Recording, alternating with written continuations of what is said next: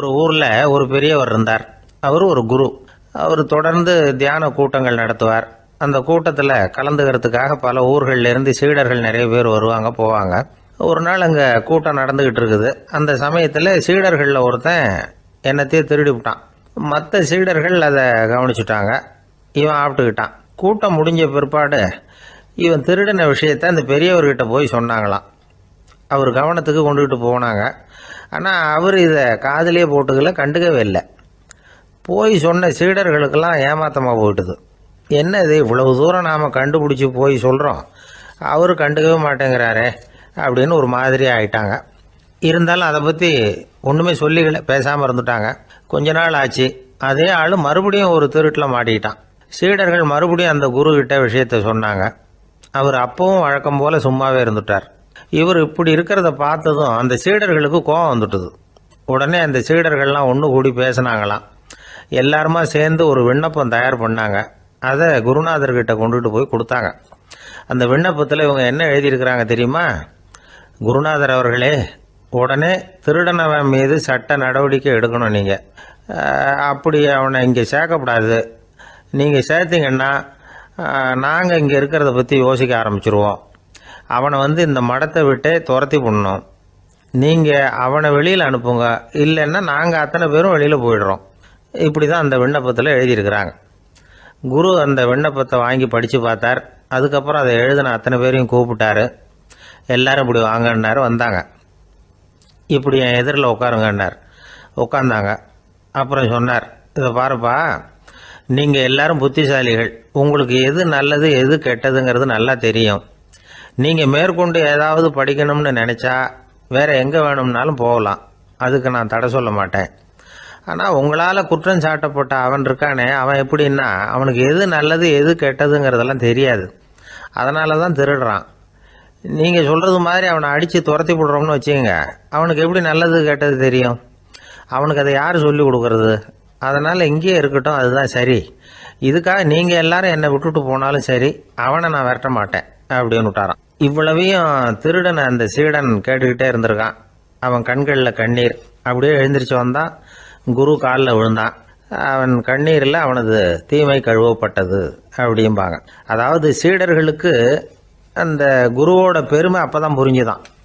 ஒரு நல்ல ஆசிரியர் இருக்காருன்னு வச்சுங்க, நல்லா படிக்கிற பையனுக்கு தான் பாடம் சொல்லி கொடுப்பேன்னா அது என்ன பெரிய விஷயமா? மோசமாக படிக்கிறவனையும் மாற்றி காட்டுறேங்கிறது தான் பெருமை. இந்த காலத்து குரு ஒருத்தர் ஒரு ஆசிரமம் வச்சு நடத்திட்டு வந்தார். நிறைய பேர் தினம் வருவாங்க போவாங்க. ஒரு நாள் ஒருத்தன் வந்தான். அந்த குரு முன்னாடி போய் நின்னான். ஐயா, என்ன உங்கள் சீடனாக ஏற்றுக்கணும்னா. அந்த குரு நிமிர்ந்து பார்த்தார். உன்னுடைய நோக்கம் என்னன்னு கேட்டார். ஐயா, உங்ககிட்ட கொஞ்ச நாள் இருந்தேன்னா நல்ல பழக்க வழக்கங்களை கற்றுக்கலாம். அதுக்கப்புறம் வெளியில் போய் ஒரு நல்ல தொழில் தொடங்கி வாழ்க்கையில் முன்னுக்கு வரணுங்கிறது தான் என்னோட நோக்கம் அப்படின்னா. நீ சொல்கிறது சரி, ஆனால் உன்னால் இங்கே நல்ல பழக்க வழக்கங்களை கற்றுக்க முடியலேன்னு வச்சுக்கோ, அப்போ என்ன பண்ணுவேன் அப்படின்னு கேட்டார் அவர்.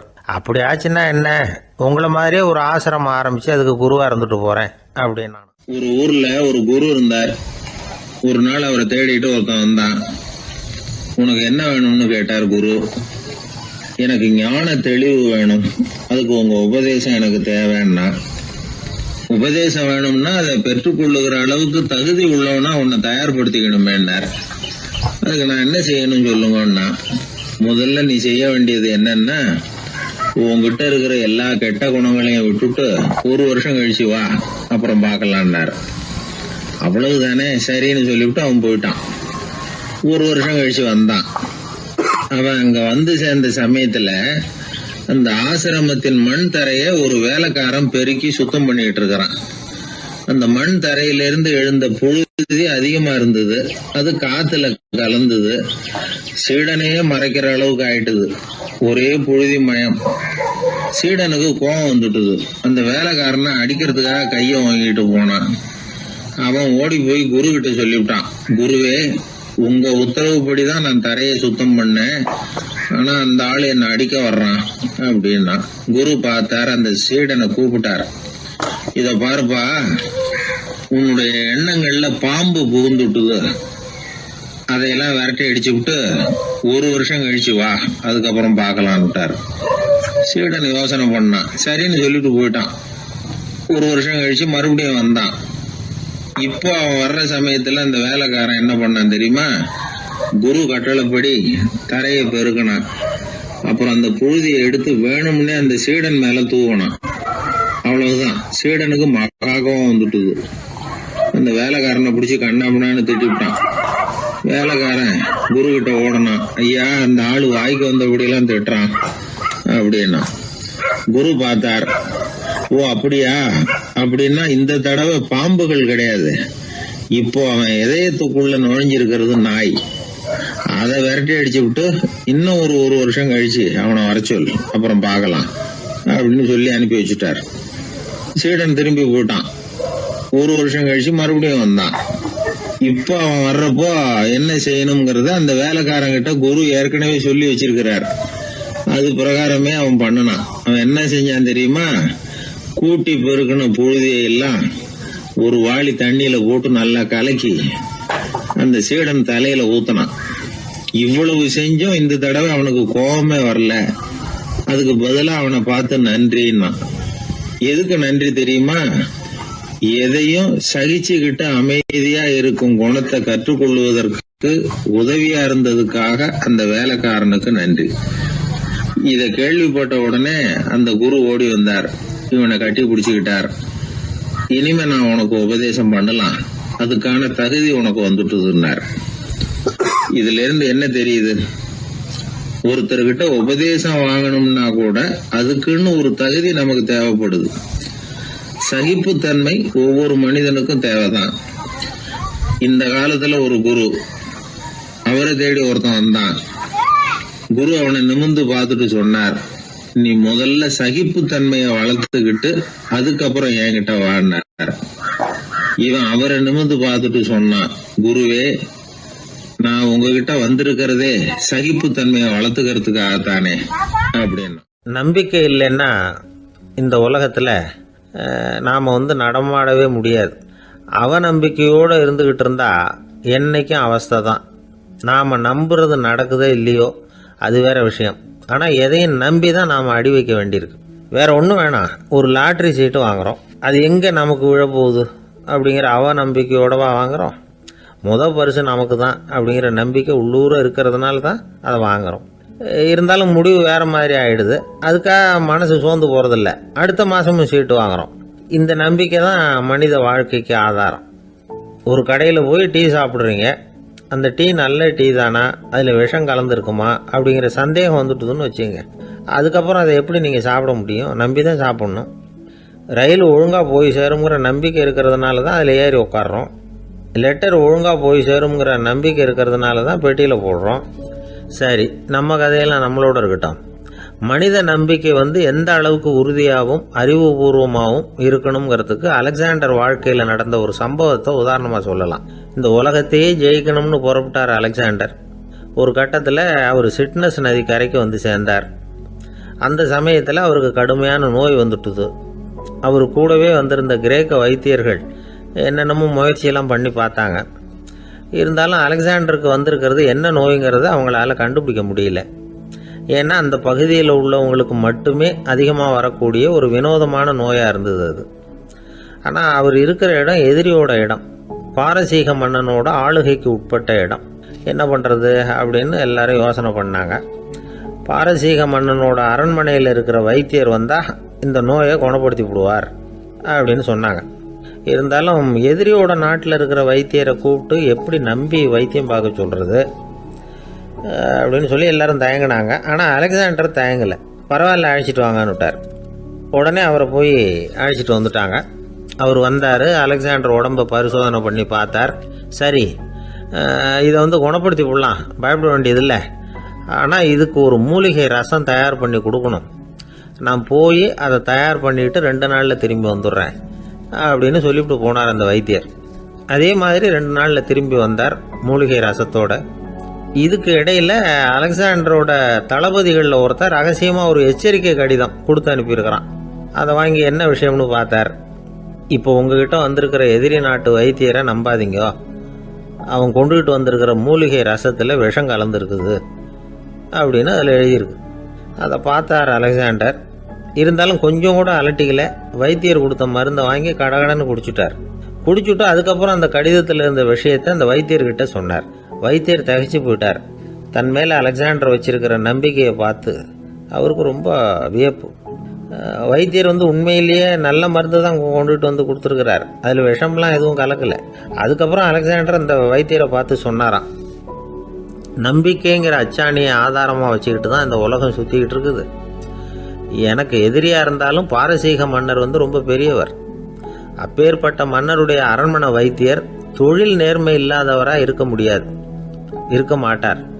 அப்படி இருந்தால் அவரை அரண்மனை வைத்தியராக வச்சிருக்கவே மாட்டாங்க அப்படின்னு நம்பினேன். என்னுடைய நம்பிக்கை வீண் போகலை அப்படின்னாராம். இதுதான் மானுட நம்பிக்கைங்கிறது. இந்த காலத்துலேயும் இது மாதிரி இந்த மானுட நம்பிக்கையை ரொம்பவும் சாமர்த்தியமாக கையாளுகிற கெட்டிக்காரங்க சில பேர் இருக்கிறாங்க. இந்த காலத்து குரு, அவருக்கு ஒரு சிஷ்யன். குரு முன்னாடி அந்த சிஷ்யன் ரொம்ப பணிவாக நின்று, குருவே, உங்கள் கையால் விஷத்தை கொடுத்தாலும் அதை வாங்கி மடமடன்னு குடிச்சிருவேன் அப்படின்னா. உன்னுடைய குரு பக்தியை மெச்சினேன் அப்படின்னார் குரு. அதுக்கு அந்த சிஷ்யன், அப்படி இல்லை குருவே, உங்ககிட்ட சிஷ்யனாக இருக்கிறத விட உங்கள் கையால் விஷத்தை வாங்கி குடிச்சு விடுறது ரொம்ப நல்லது, அதனால தான் அப்படி சொன்னேன் அப்படின்னா. அந்த ஆள் என்னை கண்ணா பண்ணான்னு திட்டி விட்டான் சார், அதை நினச்சா எனக்கு ரொம்ப வருத்தமாக இருக்குது அப்படின்னு சொல்லி கவலைப்பட்டார் ஒருத்தர். இதில் கவலைப்படுறதுக்கு என்ன இருக்குது அப்படின்னார் ஒரு பெரியவர். அவர் ஒரு மகான். என்ன சார் இப்படி சொல்கிறீங்க, ஒருத்தர் நம்ம பார்த்து திட்டுனா வருத்தமாக இருக்காதா அப்படின்னார். அது எப்படி வருத்தமாக இருக்கும், திட்டுறதுங்கிறது என்ன, அது வெறும் சத்தம் தானே அப்படின்னார் அந்த பெரியவர். நம்ம ஆளுக்கு தலையை பிச்சுக்கலாம் போல இருந்தது. இருக்காது அப்படின்னா நமக்கு அப்படி தானே தோணுது. அந்த பெரியவர் சொல்கிறது ரொம்ப பெரிய விஷயம். அதை நாம் புரிஞ்சிக்க முயற்சி பண்ணலாம்னா நடைமுறை வாழ்க்கைக்கு அது ஒத்து வர்றது மாதிரி தெரிய மாட்டேங்குது. இருந்தாலும் அந்த பெரியவர் அதுக்கு என்னதான் விளக்கம் கொடுக்குறாருன்னு பார்ப்போமே. ஒரு ரயில் போயிட்டுருக்கு, அதில் ஒரு சாது போயிட்டுருக்கார். அந்த ரயில் அவர் ஹரித்வாரம் போயிட்டுருக்கார். அவர் ரயிலில் ஏகப்பட்ட கூட்டம். நம்ம ஊர் ரயில் கேட்க வேணும், டிக்கெட் வாங்கிட்டு கொஞ்சம் பேர், வாங்காத கொஞ்சம் பேர். அது என்னத்துக்கு அனாவசியமாக டிக்கெட் அப்படிங்கிற நினைப்பில் பாதி பேர். இந்த கூட்டத்துக்கு மத்தியில் அந்த சாதுவும் போயிட்டு இருக்கிறார். உட்கார்றதுக்காக இருந்த இடத்துல ஒரு ஆள் படுத்திருக்கிறான், கொஞ்சம் முரட்டு ஆசாமி. அவன் காலு பக்கத்தில் கொஞ்சோண்டு இடம் பாக்கி இருந்தது. அந்த இடத்துல இந்த சாது உட்காந்துருந்தார். மெதுவாக உட்காந்துக்கிட்டார் போய். ஆனால் அந்த ஆள் ராத்திரி பூரா இவரை காலால் உதச்சிக்கிட்டே இருக்கிறான். அது இவருக்கு ரொம்ப அவமானமாக பட்டுது. அதனால் துக்கம் ஏற்பட்டது.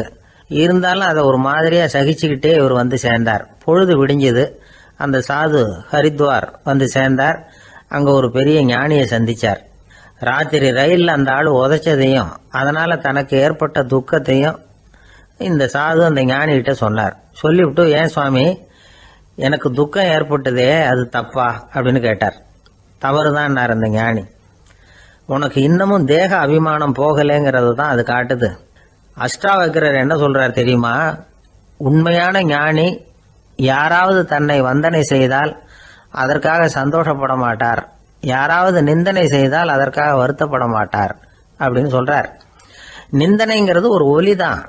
தேகாபிமானம் இருக்கிற வரைக்கும் இந்த ஒலி நம்மளை வேதனைப்படுத்தும். நான் தேகம் இல்லை, ஆத்மா அப்படிங்கிற நினைவு இருந்தா இந்த ஒலி நம்மளை பாதிக்காது.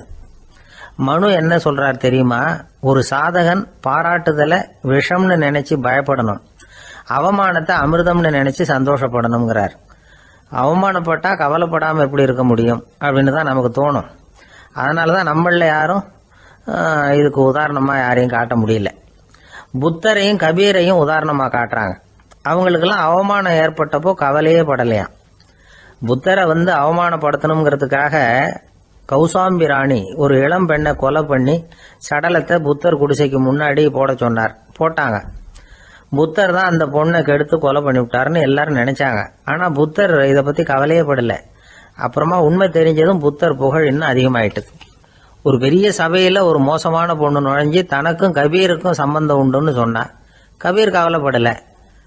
அவங்க மாதிரியெல்லாம் நாமளும் இருக்க கற்றுக்கணும். நிந்தனை, அபகீர்த்தி, அவமானம் எல்லாம் ஆண்டவன் கொடுக்குற பிரசாதம்னு நினைக்கணும் அப்படின்னு சொல்றார் அந்த ஞானி. இதை கேட்ட இந்த காலத்து ஆசாமி ஒருத்தர், நான் கூட அப்படிதான் சார், யாராவது அவமானப்படுத்தினா கவலைப்பட மாட்டேன். நேற்று கூட ஒருத்தர் என்ன பலார்னு அரைஞ்சுட்டார், நான் கொஞ்சம் கூட கவலைப்படலை, பேசாமல் வந்துட்டேன்னார். ஏன் அப்படி வந்துட்டீங்க அப்படின்னு.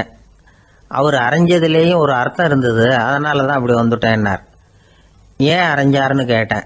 10 வருஷத்துக்கு முன்னாடி 15 ரூபா அவர்கிட்ட கடன் வாங்கினேன். அதை கேட்டு கேட்டு பார்த்துட்டு கடைசியாக தான் அரைஞ்சார் அப்படின்னார். ஆண்டவனுடைய பிரசாதம் இவருக்கு அடிக்கடி கிடைக்கும் போல இருக்கு. ஒரு காடு, அங்கே புத்தர் அவர் பாட்டுக்கு நடந்து போய்கிட்டே இருக்கிறார். அவருக்கு பின்னாடி ஒரு குரங்கு, அதுவும் தொடர்ந்து வந்துக்கிட்டே இருக்குது. புத்தர் திரும்பி பார்த்தார். குரங்கு அப்படியே குதித்து உயர எழும்பி ஒரு கிளையில் போய் உக்காந்துது. ஏன் இப்படி பண்ணுறேன்னு கேட்டார் புத்தர்.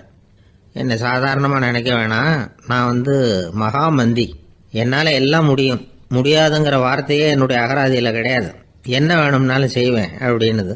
அப்படின்னா ஒரு பந்தயம் வச்சுக்கலாமான்னார் இவர். ஓ வச்சுக்கலாமேன்னுது.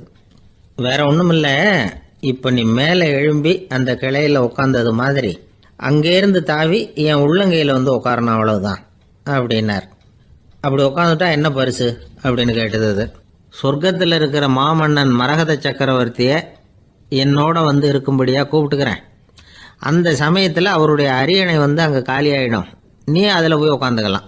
பந்தயத்தில் தோத்துட்டா ஒரு கல்ப காலம் இந்த பூமியில் வாழ வேண்டியிருக்கும், அதுக்கு பிறகு தான் என்கிட்ட வர முடியும், என்ன சொல்கிற அப்படின்னார். குரங்குக்கு தாவறது ஒரு பெரிய காரியமா? இது எனக்கு ரொம்ப சாதாரண விஷயம், என்ன இப்போவே தாவட்டுமா அப்படின்னுது. சரின்னு சொல்லி உள்ளங்கையை நீட்டினார். அவருடைய கை தாமரை இலை அளவுக்கு அப்படியே விரிஞ்சுது. குரங்கு சௌகரியமாக உட்கார்றதுக்காக. குரங்கு தாவறதுக்கு தயாராச்சு. அதுக்கு முன்னாடி ஒரு சின்ன யோசனை அதுக்கு. இந்த கிளையிலேருந்து அந்த கைக்கு தாவறது எனக்கு ரொம்ப அற்பமான ஒரு வேலை, இது ரொம்ப சாதாரணம், என்னுடைய கௌரவத்துக்கு இது சரியாக இருக்காது. அதனால் நான் என்ன பண்ண போகிறேன்னா, இங்கேருந்து கிளையிலேருந்து அப்படியே உயர எழும்ப போகிறேன். எழும்பி மேல் உலகம் போய் அங்கே ஒரு சுற்றிவிட்டு அதுக்கப்புறம் அங்கேருந்து நேராக இந்த கையில் உட்கார போகிறேன் அப்படின்னு நினச்சிது. என்ன யோசிக்கிற அப்படின்னார் புத்தர். ஒன்றும் இல்லை, இந்த பாயிரம் பார் அப்படின்னு சொல்லி தாவி உயர போயிட்டுது. கொஞ்ச நேரத்தில் வான உலகத்துக்கே போய் சேர்ந்துட்டுது. அங்கே போய் பார்த்தா அங்கே ஒரு 5 பளிங்கு தூண்கள் இளம் சிவப்பு நிறத்தில் நின்றுக்கிட்டு இருக்குது. குரங்கு நினச்சிக்கிட்டது, புத்தர்கிட்ட போய் இந்த பளிங்கு தூண்களை பார்த்தோம்னு சொன்னால் அப்படியே திகைச்சு போயிடுவார், இந்த தூணில் ஏதாவது அடையாளம் செஞ்சுட்டு போகணும் அப்படின்னு அந்த இடத்துல மிதந்துக்கிட்டே நினச்சிது. உடனே ஒரு தூணில் எழுதிச்சு. என்ன எழுதிச்சுன்னா, ஒரு மகா ஞானி இங்கே வந்துட்டு போகிறார் அப்படின்னு எழுதிச்சு. எழுதிவிட்டு அப்படியே கீழே தாவி புத்தரோட உள்ளங்கையில் உட்காந்துது. எப்படி பார்த்தீங்களா என்னுடைய வேலை? வான உலகத்துக்கே போய் அங்கே இருக்கிற 5 பளிங்கு தூண்களை பார்த்துட்டு அதில் நான் வந்த விவரத்தை எழுதி வச்சுட்டு அதுக்கப்புறம் இங்கே வந்திருக்கிறேன் அப்படின்னுது ரொம்ப பெருமையாக. அப்படியா அப்படின்னார் புத்தர். ஆமாம், சந்தேகமாக இருந்தால் வாங்க, அழைச்சிட்டு போய் காட்டுறேன் அப்படின்னுது அந்த குரங்கு. அதுக்கு தேவையில்லை, அப்படியே கொஞ்சம் கீழே குனிஞ்சு பார்த்து தெரியும் அப்படின்னார் புத்தர். அங்கே பார்த்தா புத்தரோட உள்ளங்கை தெரிஞ்சுது. நல்லா உத்து பார்த்துது. அவரோட ஒரு விரலில் அது எழுதிய வாசகம் தெரிஞ்சுது. குரங்கு யோசனை பண்ணிச்சு, அப்படின்னா வானத்தில் நான் பார்த்தது புத்தரோட விரல்களா அப்படின்னு யோசிச்சுது. இதை புரிஞ்சுக்கிட்ட உடனே அந்த குரங்கோட கர்வம் அழிஞ்சு போச்சான். நம்ம மனசு தான் இந்த குரங்கு. மனம்ங்கிறதும் ஆணவம்ங்கிறதும் ஒரு நாணயத்தின் 2 பக்கங்கள். மனம் உள்ளவரை ஆணவமும் இருக்கும். மனம் அழிஞ்சாதான் ஆணவம் அழியும். மனம் அழிய வேண்டும் அப்படின்னு பெரியவங்க சொல்கிறது இந்த அர்த்தத்தில் தான். நம்ம ஆளுங்க சவால் விடுறதெல்லாம் வேறு மாதிரி. ஒருத்தன் ஒரு வாய்க்காலை தாண்டுறேன்னு பந்தயம் கட்டி தாண்ட முடியாமல் வாய்க்காலில் விழுந்து காலை உடச்சிக்கிட்டு கட்டு போட்டுக்கிட்டு வந்தான். ஏன்டா அப்படின்னு கேட்டாங்க. நான் பந்தயம் கட்டின நேரம் சரியில்லை அப்படின்னா.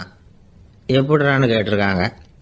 வாய்க்காலில் தண்ணி இருக்கிற நேரமாக பார்த்து பந்தயம் கட்டியிருக்கணும் அப்படின்னா.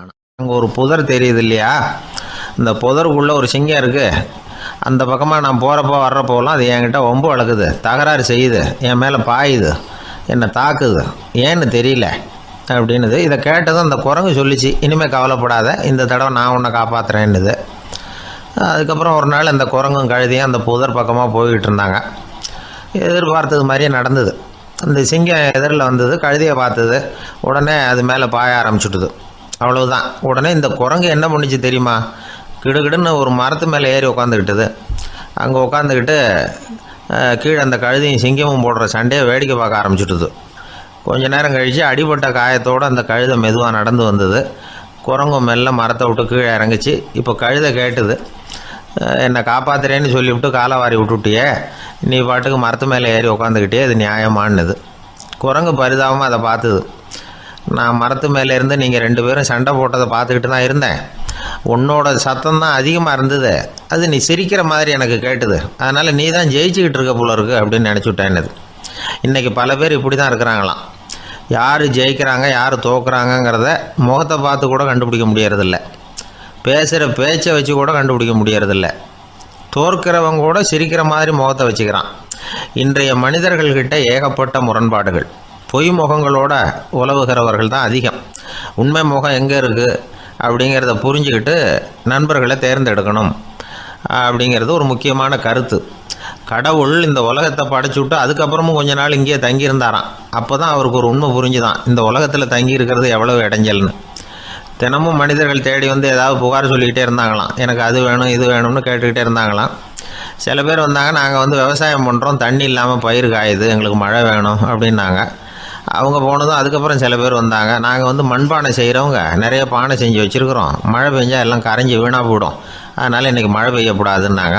கடவுள் பார்த்தார், அவருக்கு என்ன பண்ணுறதுன்னே தெரியல, ஏகப்பட்ட குழப்பம், தலையை பிச்சுக்கலாம் போல் இருந்தது, கிட்டத்தட்ட பைத்தியம் பிடிக்கிற அளவுக்கு ஆகிட்டுது.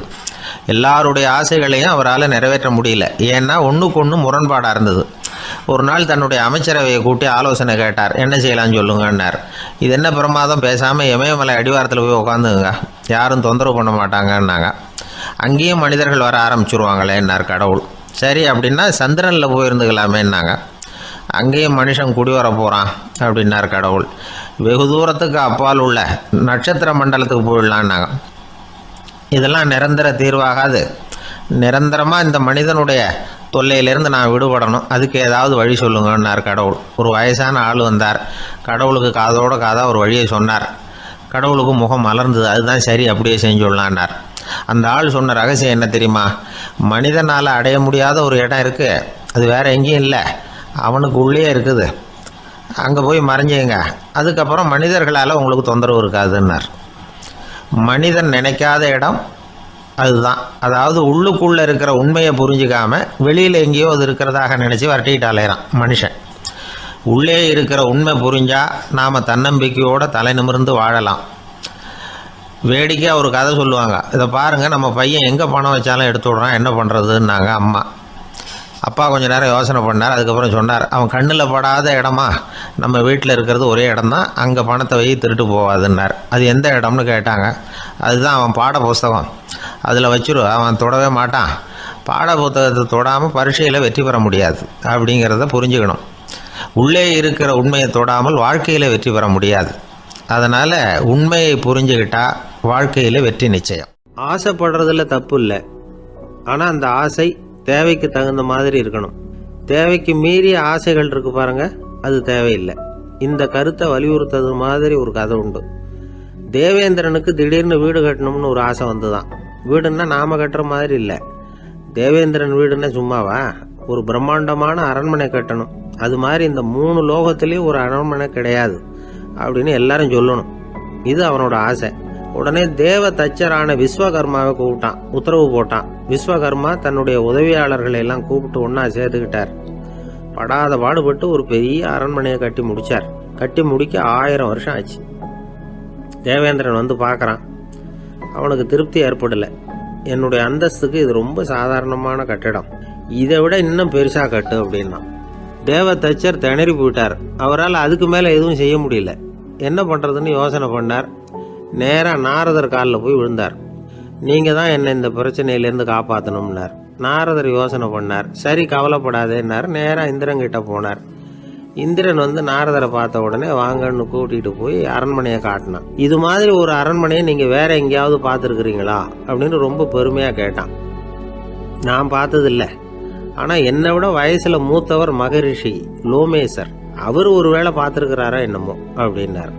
உடனே அவரை மனசில் நினச்சி தியானம் பண்ணினார். அடுத்த கணம் லோமேசர் அங்கே வந்தார். இடையில ஒரு சின்ன துண்டு, கையில் ஒரு கமண்டலம், தலையில் ஒரு பாய், அவ்வளவுதான் அவர்கிட்ட இருந்தது. எதுக்காக தலையில் இந்த பாய் அப்படின்னு கேட்டான் இந்திரன். என்ன மாதிரி அற்ப ஆயுள் உள்ள ஒரு ஜீவன் தனியாக வீடு கட்டிக்கிட்டு திண்டாடணுமா? இந்த பாய் தான் ஒரு வீடு மாதிரி எனக்கு நிழல் கொடுக்குது அப்படின்னார் அவர். என்னது, உங்களுக்கு வந்து அவ்வளவு கொஞ்சமான ஆயுளா அப்படின்னு ஆச்சரியத்தோடு கேட்டான் இந்திரன். ஆமாம், இதை பாரு, என்னுடைய மார்பில் ஒரு பொற்காசு அளவுக்கு ரோமம் ஒதுந்துட்டுது. எப்போ என் உடம்புல உள்ள எல்லா ரோமமும் உதிர்ந்துருமோ அப்போ என்னுடைய ஆயுள் முடியும் அப்படின்னார். எப்போ அந்த ரோமங்கள் பூரா உதிரும்னு கேட்டான் இவன். ஒரு பிரம்மா மறைஞ்சதும் ஒரு ரோமம் உதிரும். என் உடம்புல உள்ள ரோமங்களின் எண்ணிக்கை எவ்வளவோ அவ்வளவு பிரம்மாக்கள் தோன்றி அவங்க ஆயுள் முடியும் பொழுது என் உடம்புல உள்ள ரோமங்கள் பூரா உதிரும் அப்படின்னார். அப்படின்னா ஒரு பிரம்மாவோட ஆயுள் எவ்வளவு காலம்னு கேட்டான். ஒரு பிரம்மாவுக்கு 100 தேவ வருஷம். ஒவ்வொரு தேவ வருஷத்துக்கும் 365 தேவ நாள். ஒவ்வொரு தேவ நாள்லையும் ஒன்ன மாதிரி 14 இந்திரர்கள் தோன்றி மறைகிறாங்க அப்படின்னு மகரிஷி லோமேசர் சொல்றார். இதை கேட்டதும் இந்திரன் ஆடி போயிட்டான். அவ்வளவு ஆயுள் உள்ள இவரே அற்ப ஆயுள்னு சொல்றார். நான் என்னுடைய ஆயுளை பெருசா நினைச்சுக்கிட்டு பிரம்மாண்டமான அரண்மனை கட்டணும்னு ஆசைப்படுறேனே அப்படின்னு நினைச்சான். எனக்கு வீடு கட்டின வரைக்கும் போதும்னு விட்டான். அதனால நாமெல்லாம் நம்முடைய தேவைக்கு தகுந்த மாதிரி ஆசைப்படுறது தான் நியாயம். ஆனால் அப்படியே நடந்துக்கிறோம். மனுஷன் கடவுளையே ஏமாத்தி காசு வாங்கறதுக்குள்ள ஆசைப்படுறான். ஒருத்தன் கடவுளை நினைச்சு தவம் இருந்தான். கடவுள் நேரில் வந்தார். தேவலோகத்தில் ரூபாய்க்கெல்லாம் என்ன மதிப்புன்னு கேட்டான். அங்கெல்லாம் ரூபாய்ங்கிறது உங்கள் பணத்தில் 1 கோடி ரூபாய்க்கு சமம். அதாவது தேவலோகத்தில் 1 ரூபான்னா இங்கே 1 கோடி ரூபா. அது மாதிரி எங்களுக்கு ஒரு நாளுங்கிறது உங்கள் கணக்கில் 1 கோடி வருஷத்துக்கு சமம் அப்படின்னார் கடவுள். அப்படின்னா எனக்கு நீங்கள் அதிகமாக எதுவும் தர வேணாம், உங்கள் கணக்குப்படி ஒரே 1 ரூபா கொடுங்க, அது போதும்னா இவன் ரொம்ப சாமர்த்தியமா. கடவுள் யோசனை பண்ணார். அது ஒன்றும் கஷ்டம் இல்லை, 1 ரூபா தானே கேட்குற, கொடுத்துட்றேன். ஆனால் இப்போ வரும்பொழுது நான் எடுத்துக்கிட்டு வரல, எங்கள் கணக்குப்படியே 1 நாள் பொறுத்துக்க பணத்தோடு வந்துடுறேன் அப்படின்னு சொல்லிவிட்டு பறந்து போயிட்டார். வாய் விட்டு சிரிச்சா நோய் விட்டு போகும் அப்படின்னு சொல்றது உண்டு. அது என்ன வெறும் அலங்காரத்துக்காக சொன்ன வார்த்தையா, இல்லை அர்த்தத்தோடு சொன்ன வார்த்தையா அப்படின்னு யோசிச்சா அதில் நிஜமாவே அர்த்தம் இருக்குதுன்னு தான் தெரியுது. ஆதாரபூர்வமாக அதுக்கு சில நிரூபணங்களும் இருக்குது. நார்மன் கசின்ஸ் அப்படின்னு ஒருத்தர் இருந்தார். அவர் ஒரு அமெரிக்க பத்திரிகை ஆசிரியர். அவருக்கு ஏதோ ஒரு விதமான அழற்சி நோய், இன்ஃப்ளமேஷன் டிசீஸ். அது டாக்டர்கள்லாம் அதுக்கு என்ன விதமான வைத்தியமும் கிடையாது அப்படின்னு சொல்லி பல இதெல்லாம் பார்த்துட்டு கடைசியாக சொல்லிவிட்டாங்க அதுக்கு வைத்தியமே இல்லைன்ட்டாங்க. டாக்டர்கள் தான் சொல்லிவிட்டாங்களே, அதனால் இது இப்படியே இருந்துட்டு போகட்டும் அப்படின்னு விட்டுற வேண்டியது தானே. ஆனால் அவர் அப்படி நினைக்கல. உடனே அவர் என்ன பண்ணார்னா, ஆஸ்பத்திரி ரூமை காலி பண்ணார். ஹோட்டலில் போய் ஒரு ரூம் எடுத்துக்கிட்டார். அங்கே போனார். தினமும் அவருக்கு பிடிச்ச தமாஷான படங்களை எல்லாம் டிவியில் போட்டு பார்த்துக்கிட்டு இருந்தார். சிரிப்பு வரக்கூடிய புத்தகங்களை எல்லாம் படித்தார். கொஞ்ச நாள் ஆச்சு, அவருக்கு இருந்த தொந்தரவு குணமாக ஆரம்பிச்சிட்டுது. இதை கேள்விப்பட்ட உடனே பழைய டாக்டர்கள்லாம் ஓடி வந்தாங்க. ஓடி வந்து பார்க்குறாங்க. அவர் உடம்பை சோதனை பண்ணி பார்க்குறாங்க. பார்த்தா அவர் உடம்பு குணமாகறதுக்கு உதவியாக இருந்தது சிரிப்பு தான் அப்படிங்கிறத விஞ்ஞானபூர்வமாக அவங்க ஒத்துக்கிட்டாங்களாம். இருந்தாலும் சிரிப்பு எந்த முறையில் எந்த விதத்தில் உதவி பண்ணுது அப்படிங்கிறத இன்னமும் சரியாக புரிஞ்சிக்க முடியல. ஆனாலும் ஒரு சில விஷயங்கள் மட்டும் புரியுது. அது என்னன்னா, சிரிப்பு சுவாசத்தை மேம்படுத்துது, ரத்த அழுத்தத்தை குறைக்குது, உடம்பு குணமாகறதுக்கே உரிய சில ஹார்மோன்கள் அதிகமாக உருவாக்கி வர்றதுக்கு வழி செய்யுது. இந்த அளவுக்கு தான் சிரிப்போட செயல்பாட்டை நாம் புரிஞ்சிக்க முடியுது. இருந்தாலும் இதை பற்றி கண்டுபிடிக்க வேண்டியது இன்னமும் ஏராளமாக இருக்கு. அதையெல்லாம் விவரமாக கண்டுபிடிக்கிற வரைக்கும் நாம் காத்துக்கிட்டு இருக்க வேண்டியதில்லை. இப்போவே தாராளமாக சிரிக்கலாம். அதில் என்னத்துக்கு சிக்கணும், காசா பணமா? சிரிப்புன்னா ஹாஹான்னு சத்தம் போட்டு சிரிச்சாதான் உடம்புக்கு நல்லதுன்னு இல்லை. லேசான புன்னகை கூட உடம்புக்கு நல்லது செய்யுமா. லேசா புன்னகை பூத்தா அந்த சமயத்தில் நாம் எப்படி ஆகுது, நம்ம உடம்பு பூரா அமைதி அடையுதான். இதையும் ஆதாரபூர்வமாக கண்டுபிடிச்சி தான் சொல்கிறாங்க. எப்போவாவது மனசு சங்கடமாக இருக்கிறப்போ கொஞ்சம் முயற்சி பண்ணி முகத்தில் புன்னகையை கொண்டுகிட்டு வந்து பாருங்கள். அதோட சுகம் உங்களுக்கு அனுபவித்து பார்த்தா தான் தெரியும். கண்ணும் உதடும் மலரும் பொழுது இருக்கிற ஆனந்தமே ஆனந்தம் அப்படிங்கிறாங்க அனுபவித்து பார்த்தவங்க. வாழ்க்கையில் நாம் தமாஷா இருக்கணும்னா அதுக்கு சில வழிகளையும் அவங்க சொல்லி வச்சிருக்கிறாங்க. முதல்ல நீங்கள் உற்சாகமாக இருக்கிறவங்க கூடவே அதிகமாக பழகணும், அவங்க கூடவே அதிக நேரம் இருக்கிறது மாதிரி பார்த்துக்கணும். அழுது வடிகிறவங்க கிட்டேயே இருக்கக்கூடாது, அவங்கள அவாய்டு பண்ணுங்க, அவங்கள விட்டு விலகி வந்துடுங்க. உங்கள் முன்னாடி இருக்கிறவர் எப்பவும் மூஞ்சியை தொங்க போட்டுக்கிட்டே இருக்கிறவராக இருந்தால் கொஞ்ச நாளில் உங்கள் முகமும் அப்படியே ஆகிடுமா, ஜாக்கிரதையாக இருக்கணுமா. ரெண்டாவது, எடுத்ததுக்கெல்லாம் சீரியஸ் ஆகிடக்கூடாது, எதையும் நிதானமாக யோசிக்கணும். அடுத்தவங்க நம்மளை மதிக்கணுங்கிறதுக்காக நாம் பகட்டாக நடந்துக்கிறதுக்கு ஆசைப்படக்கூடாது. உங்களுக்கு பிடிச்ச தமாஷான வீடியோ படங்கள், புத்தகங்கள் இதையெல்லாம் லிஸ்ட்டு போட்டுக்கிட்டு முடிஞ்ச அளவுக்கு வாங்கி சேர்த்து வீட்டுக்குள்ளேயே ஒரு லைப்ரரி உண்டாக்கிக்கலாம். ஒரு பெரிய பிஸ்னஸ் மேன் ரொம்ப வெற்றிகரமாக பிஸ்னஸ் பண்ணுறவராம். அவர் எப்படின்னா அடிக்கடி ரயிலில் பிரயாணம் பண்ணுறப்போ நியூஸ் பேப்பரை வச்சுக்கிட்டு ரொம்ப சுவாரஸ்யமாக படிச்சுக்கிட்டே போகிறான். நியூஸ் பேப்பரில் அப்படி என்ன சுவாரஸ்யமான விஷயம் அப்படின்னு எட்டி பார்த்தா அதுக்குள்ளே ஒரு காமிக் புஸ்தகத்தை வச்சுக்கிட்டு படிச்சுக்கிட்டு இருப்பாராம். என்னங்க அப்படின்னு கேட்டால், என் மனசு லேசாக இருக்கிறதுக்கு இது ரொம்ப உதவியாக இருக்குது அப்படின்பாரான். அது ஒரு பக்கம் இருக்கட்டும். சிரிப்புன்னா எல்லா விதமான தமாஷும் உடம்புக்கு நல்லதுன்னு நினைச்சிடக்கூடாதான். ஜேம்ஸ் கரோல் அப்படிங்கிற அமெரிக்க உளவியல் நிபுணர் என்ன சொல்றார் தெரியுமா? அடுத்தவங்களை குறை சொல்றது, கேலி பண்றது, நையாண்டி பண்றது, இது மாதிரியான நகைச்சுவையெல்லாம் நல்லது செய்யறது இல்லைங்கிறார் அவர். அடுத்தவங்களை தொந்தரவு பண்ணாத ஜோக்குகள் தான் எப்பவும் நல்லது. யாராவது ஜோக்கு சொன்னால் தாராளமாக சிரிக்கணும்.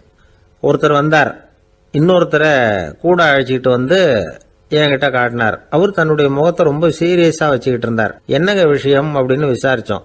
வந்தவர் எங்களை பார்த்து சொன்னார், சார், இவர் கூட ஒரு பெரிய ப்ராப்ளம்னார். என்னன்னு, ஏதாவது ஒரு ஜோக்கு சொன்னால் உடனே சத்தம் போட்டு சிரிக்க ஆரம்பிச்சுடுறார் சார் அப்படின்னார். ஜோக்கை கேட்டுட்டு சிரிக்க ஆரம்பித்தா அது ப்ராப்ளம் இல்லையே அப்படின்னு சொன்னோம். சிரிக்க ஆரம்பிக்கிறது ப்ராப்ளம் இல்லை சார், ஆனால் அப்படி ஆரம்பிக்கிற சிரிப்பை அதுக்கப்புறம் நிறுத்தவே மாட்டேங்கிறார். நாள் கணக்கில் அது பாட்டு போயிட்டு இருக்கு, அதுதான் ப்ராப்ளம் அப்படின்னார் அவர். இந்த காலத்து புள்ள ஒருத்தன் தன்னோட அப்பாவை பார்த்து சொன்னான், அப்பா, நான் உனக்கு உதவி செய்யலாம்னு நினைக்கிறேன், என்ன உதவி செய்யணும்னு சொல்லு அப்படின்னா. நீ சும்மா இருந்தால் அதுவே எனக்கு செய்கிற பெரிய உதவிடா அப்படின்னார் அப்பா. சும்மா இருக்கிறதும் ஒரு உதவி தான், அது மாதிரி மௌனமும் ஒரு சமூக சேவை தான் அப்படிங்கிறார் காஞ்சி பெரியவர். நமக்கு 5 புலன்கள் இருக்குது, மெய், வாய், கண், மூக்கு, செவி. இந்த 5லேயும் அதிகப்படியான வேலை எதுக்குன்னு நினைக்கிறீங்க? வாய்க்கு தான். ஏன்னா அதுக்கு 2 வேலை. இப்போ கண்ணுக்கு பார்க்குறது மட்டும்தான் வேலை, காதுக்கு கேட்குறது மட்டும்தான் வேலை, மூக்குக்கு வாசனை அறியறது தான் வேலை, உடம்புக்கு உணர்றது மட்டும்தான் வேலை.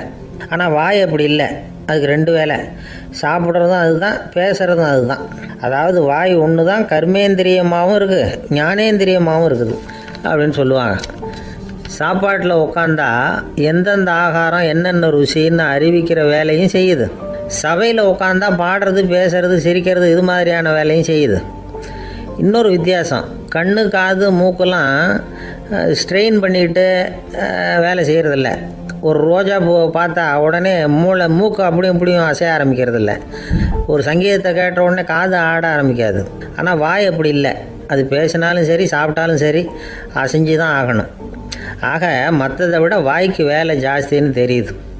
சாப்பிட்றது, பேசுறது அப்படின்னு 2 காரியம் அதுக்கு.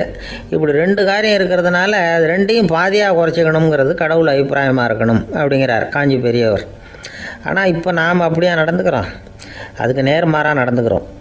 நாம் சாப்பிட்றதும் அதிகம், பேசுகிறதும் அதிகம், 2 வேலையையும் தேவைக்கு அதிகமாகவே செய்கிறோம். வாய் தான் ரொம்ப ஓவர் ஒர்க்குடு. அதுக்கு ஓய்வு கொடுத்தா உடம்பும் நல்லாயிருக்கும், உலகமும் நல்லாயிருக்கும். மௌன விரதம் இருக்கிறதெல்லாம் எதுக்காக நினைக்கிறீங்க? இதுக்காக தான். இந்த காலத்தில் மௌனமாக இருக்கிறவங்கெல்லாம் மகத்தான தொண்டு செய்கிறாங்க அப்படின்னு தான் சொல்லணும். சத்தம் அதிகமாக போய் தான் சவுண்டு பொல்யூஷன் வருது. அது மட்டும் இல்லை, மௌனமாக இருந்தால் சண்டை சச்சரவே வராது. மௌனம் கலக நாஸ்தி. ஆக இதுவும் ஒரு சமூக சேவை தான். நமக்கு தான் வாய் இருக்குதுங்கிறதுக்காக வசமாக சாப்பிட்றதும் தப்பு, வளவளன்னு பேசுகிறதும் தப்பு. ஒரு கருத்தை சொல்கிறதுக்கு ஒரே ஒரு சொல்லு போதும் அப்படின்னு இருக்கும்பொழுது 2 சொற்களை செலவு பண்ணாதே. எவ்வளவு சொன்னாலும் அதனால் ஒரு பயனும் விளையாது அப்படின்னு தெரிய வருமேயானால் அந்த ஒரு சொல்லையும் விரயம் பண்ணாதே அப்படிங்கிறார் ஒரு அறிஞர்.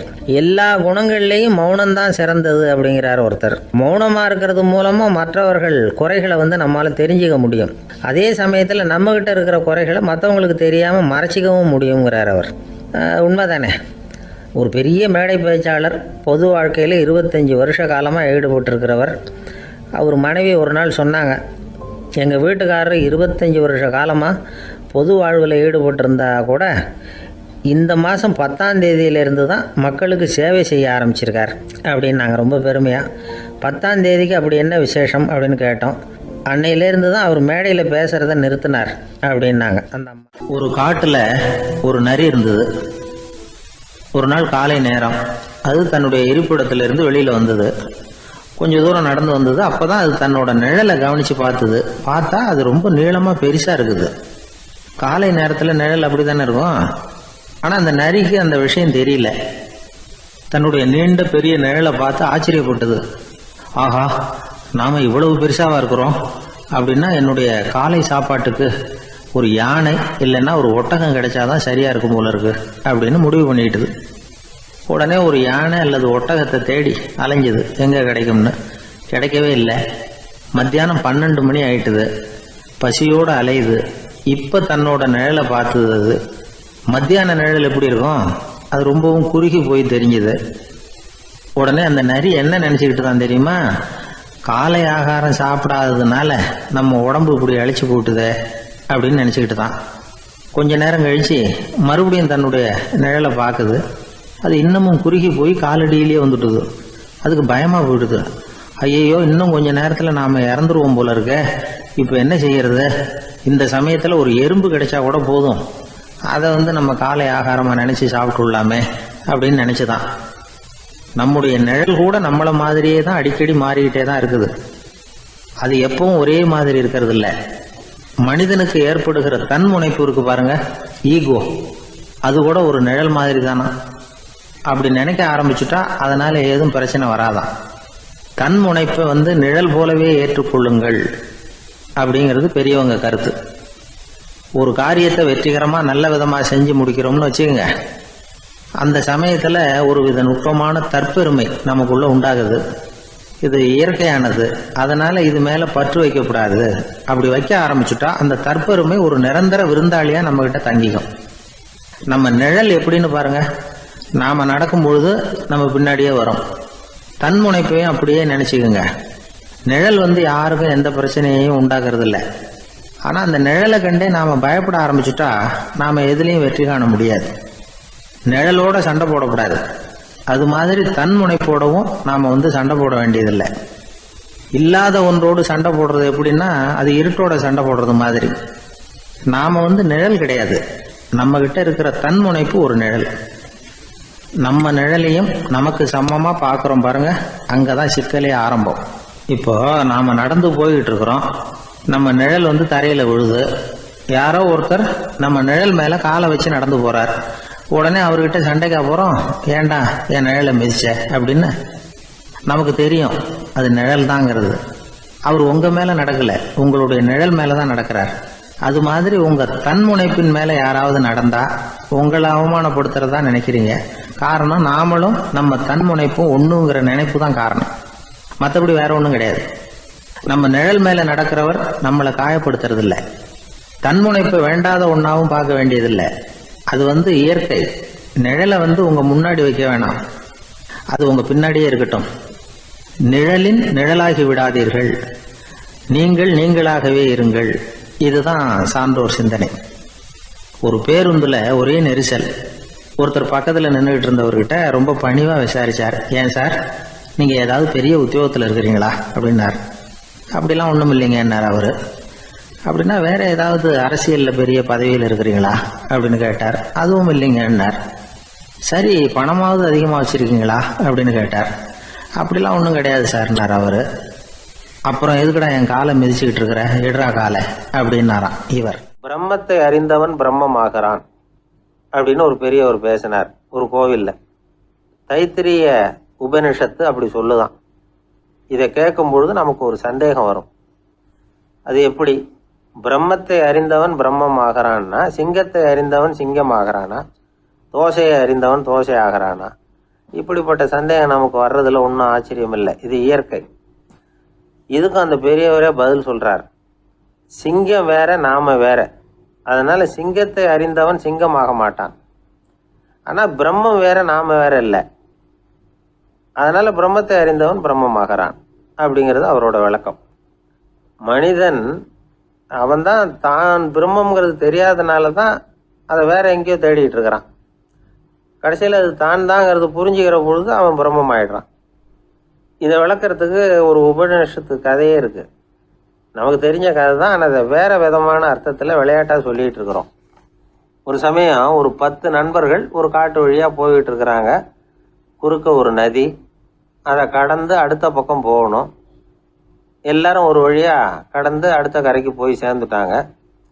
அங்கே போய் சேர்ந்ததுக்கு அப்புறம் எல்லாரும் பத்திரமா வந்து சேர்ந்துட்டோமா அப்படின்னு தெரிஞ்சுக்கிறதுக்காக எண்ணி பார்க்குறான் அந்த கூட்டத்து தலைவன். அவங்க மொத்தம் 10 பேர். ஆனால் அவன் எண்ணி பார்க்குறப்போ 9 தான் வருது. ஏன்னா அவன் தன்னை விட்டுவிட்டான். எதிரில் நிற்கிறவங்கள மட்டுமே எண்றான். ஐயோ 10வது ஆள் எங்கேங்கிறான், பதறான். சரி நீ இரு, நான் எண்ணி பார்க்குறேன்னு சொல்லிவிட்டு இன்னொருத்தன் வந்து எண்றான். அவனும் தன்னை விட்டுட்டு எண்றான். 9 தான் வருது. எல்லாரும் கொய்யோ முறையோன்னு கத்த ஆரம்பிச்சிட்டாங்க. அந்த சமயத்தில் ஒரு பெரியவர் அந்த பக்கமாக வர்றார். என்ன விஷயம்னு விசாரிக்கிறார். 10வது ஆள் 6 அடிச்சுட்டு போட்டுது அப்படின்னு சொல்லி இவங்க அழறாங்க. சரி அழாதீங்க அப்படின்னு சொல்லி அந்த தலைவனை பார்த்து இப்படி வாங்குறார். வர்றான். இப்போ எனக்கு முன்னாடி ஒரு தரம் எண்ணு பார்க்கலாம்ங்கிறார். 1 2 3ன்னு ஆரம்பித்து 9ல் வந்து முடிக்கிறான். உடனே பெரியவர் நீ தான் அந்த 10வது ஆள் அப்படிங்கிறார். இது உண்மை. நாம தான் அது. நாம தான் நம்மளை வேற எங்கேயோ தேடிட்டு இருக்கிறோம். நாம எங்கேயோ தேடிட்டு இருக்கிறோமே, அந்த பிரம்மம் நாம தான். இப்படி ஒரு பெரிய உண்மையை விளக்கறதுக்காக தான் அப்படி ஒரு கதை சொல்லப்பட்டது. ஆனால் அதை வந்து நாம் வேற விதமாக வேடிக்கையாக உபயோகப்படுத்திக்கிட்டு இருக்கிறோம். எப்படி தெரியுமா? ஒரு ஆத்தங்கரையில் ஒரு 10 பேர் முழிச்சுக்கிட்டே நின்றுக்கிட்டு இருந்தாங்களாம். அந்த பக்கமாக வந்த ஒருத்தன் ஏன் இப்படி முழிச்சுக்கிட்டு நிற்கிறீங்கன்னு கேட்டிருக்கிறான். எங்களுக்கு நீச்சல் தெரியாது, நாங்கள்லாம் அடுத்த கரைக்கு போய் சேரணும் அப்படின்னாங்களாம். சரி நான் கொண்டுட்டு போய் விடுறேன். எல்லாரும் அக்கறைக்கு போய் சேர்ந்த உடனே ஆளுக்கு ₹1 வீதமாக மொத்தம் ₹10 எனக்கு கொடுக்கணும் அப்படின்ட்டுருக்கான் இவன். சரின்னு ஒத்துக்கிட்டாங்க. இவன் ஒவ்வொருத்தராக கையை பிடிச்சி மெதுவாக ஆற்றுல இறக்கி அழைச்சிட்டு போயிட்டான். 9 பேரை கரை சேர்த்துட்டான். 10வது ஆள் பாதி ஆற்றுல போயிட்டு இருக்கிறப்போ திடீர்னு வெள்ளம் வந்துட்டுது. புடி நழுவி போச்சு. கையை விட்டுட்டான். வெள்ளம் அடிச்சுட்டு போட்டுது. அழைச்சிட்டு வந்தவன் நீச்சல் அடித்து தடுமாறி கரைக்கு வந்து சேர்ந்துட்டான். கரையில் இருந்தவங்களுக்கு இந்த விஷயம் தெரியாது. இருந்தாலும் இவன் உடம்பு பூரா நனைஞ்சி கொஞ்சம் அதிகமாக மூச்சு வாங்க நின்றுக்கிட்டு இருந்தானா. ஏங்க ஏன் இப்படி மூச்சு வாங்குது, என்ன விஷயம் அப்படின்னு கேட்டாங்களாம். அதுக்கு இவன் கொஞ்சமாக அலட்டிக்காம சொன்னானா, வேற ஒன்றும் இல்லை, நீங்கள் கொடுக்க வேண்டிய ₹10ல் ₹1 குறைஞ்சி போச்சு அவ்வளவுதான் அப்படின்னா. ஒரே ஒரு ஊரில் ஒரு ராஜா இருந்தார். ரொம்ப நல்லவர். ஒரு நாள் அரண்மனையில் விசாரணை நடந்துகிட்டு இருக்குது. அதில் ஒரு வழக்கு. ஒரு விவசாயி வந்து புகார் கொடுக்குறார். என்ன புகார்னா, அவர் வயலில் ஆடுகள் வந்து மேய்ஞ்சி பயிரை அழிச்சுட்டுது. நிறைய உழைச்சி செலவு பண்ணி பயிரை உண்டாக்கி வச்சுருந்தேன், எல்லாம் போயிட்டுது. இனிமேல் நான் என்ன செய்யறது, நீங்கள் தான் சரியான தீர்ப்பு வழங்கணும் அப்படின்னார் அந்த விவசாயி. அந்த ஆடுகளுக்கு சொந்தக்காரர் யாருன்னு கண்டுபிடிச்சி அரண்மனைக்கு அழைச்சிட்டு வாங்கன்னு உத்தரவு போட்டார் ராஜா. சேவகர்கள் போனாங்க, ஆளை கண்டுபிடிச்சாங்க, கூப்பிட்டுக்கிட்டு அரண்மனைக்கு வந்துட்டாங்க. ராஜா விசாரணை பண்ணார். அப்புறம் விசாரித்து முடிச்சுவிட்டு தீர்ப்பு வழங்கினார். இந்த விவசாயி அடைந்திருக்கிற இழப்புக்கு ஈடாக உன்னுடைய ஆடுகளை அவங்ககிட்ட கொடுத்துட வேண்டியது அப்படின்னு சொல்லிவிட்டார். உன்கிட்ட இருக்கிற ஆடு பூரா அவன்கிட்ட கொடுத்துரு, அந்த ஆட்டுனால ஏற்பட்ட இழப்பு சரியாக போகட்டும் அப்படின்னு தீர்ப்பு வழங்கிட்டார். அந்த மன்னருடைய மகன் இதை பார்த்துக்கிட்டே உட்காந்துருந்தான். இந்த தீர்ப்பை இன்னும் கூட சிறப்பாக வழங்கலாமே அப்படின்னு நினைச்சான். அப்பா கிட்ட சொன்னான். உடனே அந்த அரசர், சரி நீயே இதுக்கு சரியான தீர்ப்பு சொல்லு அப்படின்னார். அந்த இளவரசன் தீர்ப்பு சொல்றான். அவன் சொன்ன தீர்ப்பு என்னன்னா, உங்ககிட்ட இருக்கிற ஆடுகள் எல்லாத்தையும் 1 வருஷ காலத்துக்கு அந்த விவசாயிகிட்ட ஒப்படைச்சிட வேண்டியது. அந்த 1 வருஷத்துக்குள்ள அந்த ஆடுகள் போடுற குட்டிகள், பால், எரு எல்லாம் விவசாயி எடுத்துக்க வேண்டியது. 1 வருஷத்துக்கு அப்புறம் உங்களுடைய ஆடுகளை நீங்களே திருப்பி வாங்கிக்க வேண்டியது. இதுதான் இளவரசன் சொன்ன தீர்ப்பு. இது சரியான தீர்ப்பு தான். இனிமே என்னுடைய அரச பொறுப்புகளை இளவரசர் வசம் ஒப்படைக்கிறேன் அப்படின்னு சொல்லி ஒப்படைச்சுட்டாராம். அதாவது தாவூத் நபி, சுலைமான் நபி இவர்களுடைய சரித்திரத்தில் இந்த சம்பவம் காணப்படுறதாக ஒரு நண்பர் சொன்னார். ஒரு தண்டனையை பெறுகிறவன் அதுக்கு பிறகு சமூகத்தில் நல்ல விதமாக வாழறதுக்கு வாய்ப்பு இருக்கிறது மாதிரி அமையணும் தீர்ப்பு. அதுக்கு இது ஒரு உதாரணம். சில தீர்ப்புகள் எப்படி அமைஞ்சு விடுதுன்னா, ஒரு தண்டனை அனுபவித்து முடித்தவன் அதுக்கப்புறம் அவன் இந்த சமூகத்தில் நல்லவனாக வாழறதுக்கு நினைச்சா கூட அதுக்கு தகுதி இல்லாதவன் அப்படிங்கிற அளவுக்கு சூழ்நிலை அமைஞ்சிருது. இது சிந்திக்க வேண்டிய ஒரு செய்தி. இன்னொரு ஊரில் ஒரு ராஜா இருந்தார். அவர் ஒரு நாள் ஒரு போட்டி வச்சார். என்ன போட்டின்னா, அரண்மனை வாசலில் ஒரு பெரிய நீச்சல் குளம், அதில் நிறைய விஷப்பாம்புகள். எந்த இளைஞன் துணிச்சலாக அதில் நீச்சல் குளத்தில் குதிச்சு நீந்தி கரையேறி வர்றானோ அவனுக்கு 100 ஏக்கர் நிலம் பரிசாக வழங்கப்படும். அது வேணாம்னா 1000 ஆடுகள் பரிசாக வழங்கப்படும். அதுவும் வேணான்னா என்னுடைய மகளை வந்து கல்யாணம் பண்ணிக்கலாம். இதுதான் மன்னருடைய அறிவிப்பு. பரிசெல்லாம் நல்லா தான் இருக்குது. இருந்தாலும் பாம்புகள் உள்ள குளம்ங்கிறது நல்லா இல்லையே, அதனால் யாரும் அதில் குதித்து நீஞ்சறதுக்கு முன் வரல. இருந்தாலும் திடீர்னு ஒரு இளைஞன் அந்த நீச்சல் குளத்தில் குதிச்சான். நீந்தினா ஒரு வழியாக கரையேறி வந்துட்டான். மன்னருக்கு ரொம்ப மகிழ்ச்சி. நீ தான் தைரியமான இளைஞன், வா இப்படின்னு கூப்பிட்டார். கிட்ட வந்தான். அந்த இளைஞன் தண்ணீர் சொட்ட சொட்ட வந்து நிற்கிறான். சரி, உனக்கு 100 ஏக்கர் நிலம் வேணுமான்னு கேட்குறார். வேண்டாங்கிறான். சரி, அப்படின்னா 1000 ஆடுகள் வேணுமான்னு கேட்குறார். அதுவும் வேணாங்கிறான். ஓ, அப்படின்னா என் பொண்ணை கல்யாணம் பண்ணிக்கிறியா அப்படின்னு கேட்குறாரு. அதுவும் வேணாங்கிறான். ராஜாவுக்கு ஒன்றும் புரியல. அப்படின்னா உனக்கு என்னதான் வேணும் அப்படிங்கிறார். என்னை பிடிச்சி இந்த குளத்துல தள்ளி விட்டவன் யாருங்கிறது எனக்கு தெரியணும் அப்படின்னா. ஒரு இளைஞன், வசதியான குடும்பம், அவனுக்கு வாழ்க்கையில நிம்மதி இல்ல, வாழவே பிடிக்கல, எல்லாம் வெறுத்து போச்சு. என்ன பண்ணலாம்னு யோசனை பண்ணான். ஒரு குருவை தேடிட்டு போனான். அவர்கிட்ட தான் வந்த விவரத்தை சொல்லி ஏதாவது வழி சொல்லுங்க சுவாமின்னு கேட்டான். அவரு பார்த்தார். சரி, அதுக்கு முன்னாடி உன்னை பத்தி கொஞ்சம் சொல்லு, எவ்வளவு படிச்சிருக்கிற, என்ன தெரியும் உனக்கு அப்படின்னு கேட்டார். சுவாமி, நான் ஒழுங்கா படிக்கல, எதுவும் தெரியாது, ஆனா ஒண்ணு, கொஞ்சம் சதுரங்கம் ஆட தெரியும் எனக்கு, அவ்வளவுதான். குரு கொஞ்சம் யோசனை பண்ணார். பக்கத்துல இருந்த ஒரு சீடனை கூப்பிட்டார். அவங்கிட்ட ஒரு பேரை சொல்லி, நீ உடனே போய் அந்த பிக்ஷுவை இங்க கூப்பிட்டுட்டு வா அப்படின்னார். வரும்பொழுது ஒரு சதுரங்க பலகையும் அதுல விளையாடுறதுக்கான காய்களையும் எடுத்துட்டு வா, அப்படியே நம்ம சீடர்கள் எல்லாரையும் இங்க வர சொல்லு அப்படின்னு சொன்னார். கொஞ்ச நேரத்துல எல்லாரும் வந்து சேர்ந்தாங்க. சதுரங்க பலகையை கொண்டாந்து வச்சாங்க. அந்த பிக்ஷுவும் வந்து சேர்ந்தார். குரு முன்னாடி அடக்கமா நின்னார். குரு அவரை கிட்டத்துல கூப்பிட்டு கொஞ்ச நேரம் சதுரங்கம் ஆடணும்னார். அந்த பிக்ஷுவுக்கு சதுரங்கம்னா என்னன்னு தெரியாது. இருந்தாலும் மறுப்பு எதுவும் சொல்லல. குரு சொன்னார், பிக்ஷுவே, நீர் என்னுடைய சீடர், என்னுடைய பேச்சை மறுக்காதவர், உம்முடைய அடக்கத்தையும் பணிவையும் நான் அறிவேன். எனக்காக உயிரையும் கொடுக்கறதாக சொல்லி இருக்கிறீங்க.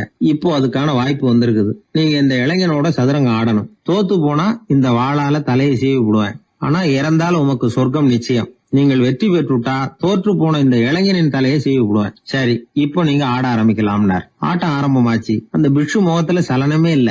சாவை பத்தி கவலைப்பட்டதாவே தெரியல. எதுவும் புரியலன்னாலும் குருவின் கட்டளைங்கிறதுனால ஏதோ ஒரு காயை நகர்த்திட்டு இருந்தார். சுத்தி இருந்த சீடர்கள் முகத்துல திகில், பயம், பாவம், நம்ம பிக்ஷு நிலைமை இப்படி ஆயிட்டுதே அப்படிங்கிற கவலை. குரு கையில பெரிய வாள் பளபளப்பா தயாரா இருக்குது. பிக்ஷு காயை நகர்த்துறது ஆரம்பத்திலேயே ஆச்சரியமா தெரிஞ்சாலும் அவருக்கு சதுரங்கம் பத்தி எதுவுமே தெரியாதுங்கிறது இளைஞனுக்கு புரிஞ்சு போச்சு. அவனுக்கு உற்சாகம் வந்துட்டது. சுறுசுறுப்பா காய்களை நகர்த்த ஆரம்பிச்சான். பிக்ஷு கொஞ்சம் கொஞ்சமா தோத்துக்கிட்டே வந்தார். சுத்தி இருக்கிற சீடர்கள் முகத்துல சொல்ல முடியாத வேதனை, இளைஞன் முகத்துல மகிழ்ச்சி. நிமிர்ந்து பார்த்தான் எதிரில இருந்த பிக்ஷுவை. அவர் முகத்தை பார்த்ததும் இவனுக்கு ரொம்ப பாவமா இருந்தது. அந்த முகத்துலதான் எவ்வளவு சாந்தம், எவ்வளவு இனிமை, அவர் கண்கள்ல எவ்வளவு கருணை. இவர் சாகத்தான் வேணுமா? இளைஞன் யோசிக்க ஆரம்பிச்சான். நாம இறந்து போனா யாருக்கும் எந்த இழப்பும் இல்ல, வீணாகி போன தன்னுடைய வாழ்வும் சாவும் யாரையும் பாதிக்க போறதில்ல. ஆனா துறவியும் ஞானியுமான கருணை மிக்க இந்த பிக்ஷு இறந்தா அது எவ்வளவு பெரிய இழப்பு. அதுக்கு நாம காரணமா இருக்கிறதா அப்படின்னு நினைச்சு பார்த்தான் அந்த இளைஞன். உடனே கண்ணாமண்ணான்னு விளையாட ஆரம்பிச்சுட்டான். அதாவது தான் தோத்து போகணுங்கிறதுக்காகவே. ஆட்டத்தை கூர்ந்து கவனிச்சுக்கிட்டு இருந்த குரு திடீர்னு சதுரங்க பலகையை கவிழ்த்து தள்ளினார். காய்கள்லாம் செதறி போட்டுது. எல்லாரும் திகைச்சு போயிட்டாங்க. யாருக்கும் வெற்றி தோல்வி இல்லைன்னு அறிவிக்கிறேன் குரு. தம்பி, உன்னுடைய மன ஒருமைப்பாட்டை கவனிச்சேன். முழுமையா ஆட்டத்துல மூழ்கி போனதையும் பார்த்தேன். கடைசியில உயிர் தியாகம் பண்ண முடிவெடுத்து தாறுமாறா ஆட ஆரம்பிச்சதையும் கவனிச்சேன். வாழ்க்கை என்னங்கிறதும் எந்த வாழ்க்கை பயனுள்ள வாழ்க்கைங்கிறதும் உனக்கு புரிஞ்சுட்டுது. இப்ப இங்க அதை நீ கத்துக்கிட்ட. உன்னுடைய மனம் பக்குவ நிலையை அடைஞ்சுட்டுது. தியாகம் உன்னுடைய இதயத்துல குடி வந்துட்டுது. அது எங்க இருந்தாலும் நல்லதுதான். உனக்குள்ள இருந்துதான் அந்த தியாகம் வந்திருக்கு. அதை நீ அடையாளம் கண்டுபிடிச்சுக்கிட்ட. நீ இனிமே கொஞ்ச காலம் இங்கேயே இருந்துட்டு போகலாம். உன்னுடைய வாழ்வு பயனுள்ள வாழ்வா மாறும் அப்படின்னு சொல்லி அந்த குரு ஆசீர்வாதம் பண்ணார். இந்த காலத்திலயும் ஒருத்தர் அது மாதிரி தன்னுடைய வாழ்க்கையை பயனுள்ளதாக ஆக்கிக்கணும்னு ஆசைப்பட்டார். உடனே சதுரங்கம் ஆட ஆரம்பிச்சார். அப்புறம் சீட்டாட ஆரம்பிச்சார். கொஞ்ச நாள் கழிச்சு அவரை பார்த்த நண்பர் ஒருத்தர் கேட்டார், என்னங்க சீட்டாட ஆரம்பிச்ச பிறகு வாழ்க்கை பயனுள்ளதா ஆச்சா அப்படின்னு கேட்டார். ஆச்சுன்னார் அவர். யாருக்கு, உங்களுக்கான்னு கேட்டார். இல்லைங்க, நான் யாரோட ஆடுனோ அவருக்கு வாழ்க்கை பயனுள்ளதா ஆச்சு அப்படின்னு ஒரு விளக்கம் கொடுத்தாராம். அதனால வாழ்க்கைங்கிறது ரொம்ப நுட்பமான ஒன்று. அந்த நுட்பமான வாழ்க்கையை புரிஞ்சுக்கிட்டு அதுக்கப்புறம் அதை பயனுள்ளதாக மாற்றிக்கொள்ள வேண்டியது மனிதர்களுடைய கடமை. ஒரு நண்பர் யாருக்கோ ஃபோன் பண்ணிட்டு இருந்தார். அவர் பேசி முடிச்சதும் நான் அவரை பார்த்து, இப்போ ஃபோன் பண்ணீங்களே, அந்த ஃபோன் நம்பர் என்ன அப்படின்னு கேட்டேன். அவர் தலையை சொரிஞ்சுக்கிட்டார். ஞாபகம் வரலன்னார். சரி சார், அதை விடுங்க, உங்கள் மனைவி பேர் என்ன அப்படின்னு கேட்டேன். மாலதின்னார். என்ன சார் இது வேடிக்கை, கொஞ்ச நேரத்துக்கு முன்னாடி பேசின ஃபோன் நம்பர் மறந்து போச்சு. எப்போவோ கல்யாணம் பண்ணிக்கிட்ட மனைவி பேர் மறக்கலை, அதை கரெக்டாக சொல்லிவிட்டீங்களே அப்படின்னு கேட்டேன். அவர் என்ன ஒரு மாதிரியாக பார்த்தார். அவர் அப்படி என்னை பார்த்ததில் ஒன்றும் தப்பு இல்லை. ஏன்னா நாம் எல்லாருமே அப்படித்தானே. ஒரு குறிப்பிட்ட காரியத்துக்காக தொலைபேசியில் ஒருத்தட்ட பேசுகிறோம். அதுக்கப்புறம் அந்த எண் நமக்கு அனாவசியம், அதனால் மறந்துடுறோம். இதுக்கு பேர் தான் தற்காலிக ஞாபகம். ஆனால் மனைவி பேரை மறந்துட முடியுமா? முடியாது. அது அவசியமான ஒன்று. அடிக்கடி அந்த பேரை உபயோகப்படுத்துகிறோம். அதனாலேயும் அது முக்கியங்கிறதுனாலேயும் அதை மறக்கறதில்ல. இதுக்கு பேர் நிரந்தர ஞாபகம். சரி, இந்த தற்காலிக ஞாபகம், நிரந்தர ஞாபகம், இது 2 ஞாபக அளவுகளையும் கட்டுப்படுத்துறது எது அப்படின்னா மூளைக்குள்ளே நடக்கிற மின்சார நடவடிக்கைகள் தான். தற்காலிக ஞாபகம் ஒரு மின்னல் மாதிரி தோன்றி மறையுது. நிரந்தர ஞாபகம் ஒரு படிவம் போல மூளையில் படிஞ்சுடுது.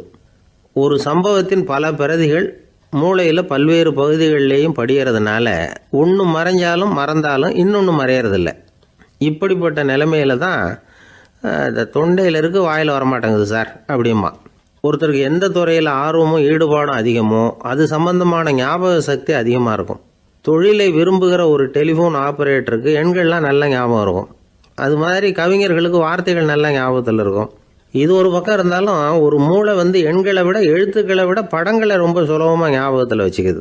புரிஞ்சுக்கிற தன்மை, அனுபவம், புத்தி கூர்மை இது கூடி குறையிறத பொறுத்து ஞாபக சக்தியும் ஏறும் இறங்கும். இப்போ உதாரணத்துக்கு ஒரு பையனுக்கு படித்தது எதுவும் ஞாபகத்தில் இல்லைன்னா அவன் அதை சரியாக புரிஞ்சுக்கலைன்னு அர்த்தம். இந்த மறதிங்கிறது எந்த சமயத்தில் ஒரு பிரச்சனை ஆகுது தெரியுமா? உங்களுக்கு வேண்டியப்பட்ட ஒருத்தரை ஞாயிற்றுக்கிழமை சாயந்தரம் சரியாக 5 மணிக்கு கடற்கரைக்கு வர சொல்லிவிட்டு அந்த நேரத்தை மறந்துவிட்டா அது பரவாயில்ல, வர சொன்னதையே மறந்துவிட்டா தான் நிலைமை மோசம்னு அர்த்தம். இப்படி இருந்தால் இது சிகிச்சை எடுத்துக்க வேண்டிய நிலைமைங்கிறத புரிஞ்சுக்கணும். ஆமாம், இதுக்கும் மருந்து இருக்குது.